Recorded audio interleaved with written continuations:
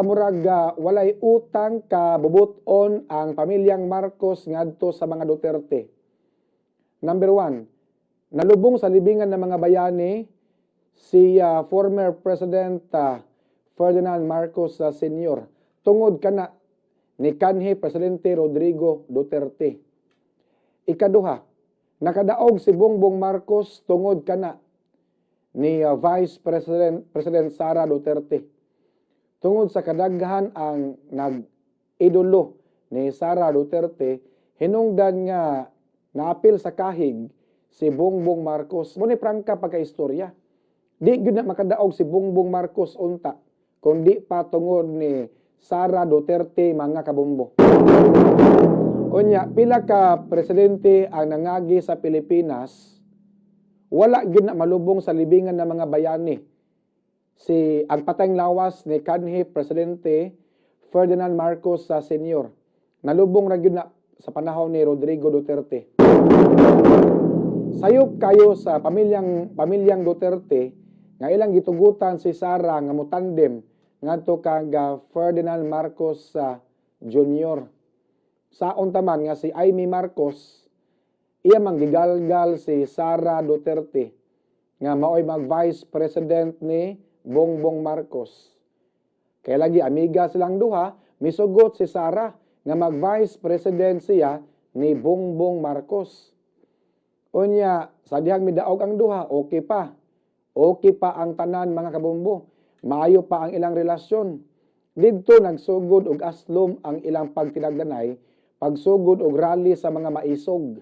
Maisog rally nga gipasiugdahan sa mga supporters sa mga Duterte. Kay every time na aslay prayer rally, magsige man og panaway ngadto sa Marcos administration.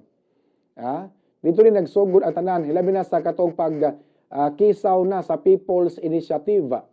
Kay dili gusto si kanhi Presidente Rodrigo Duterte nga ma-extend pa ang termino ni Bongbong Marcos mga kabombo. Kay kasagaran kuno sa mga mulingkod nga presidente sa Malacañang, way lain yun na kung dili ang pagpa-extend lang yun silang termino mga kabombo.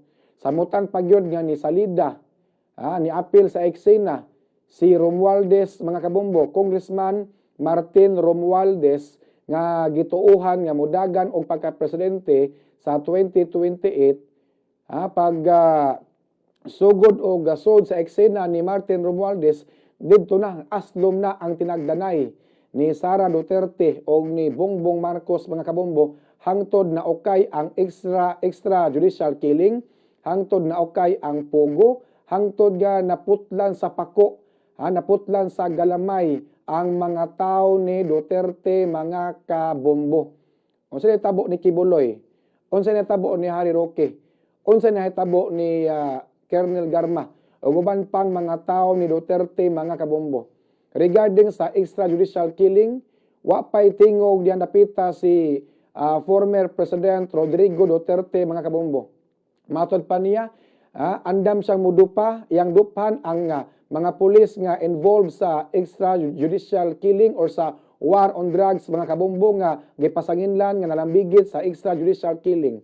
Apan hangtod karon wapay Duterte nga mitingog. Mura man noon iyang gilawog sa tirong ang iyang mga pulis nga iyang gisugo sa war on drugs mga kabombo.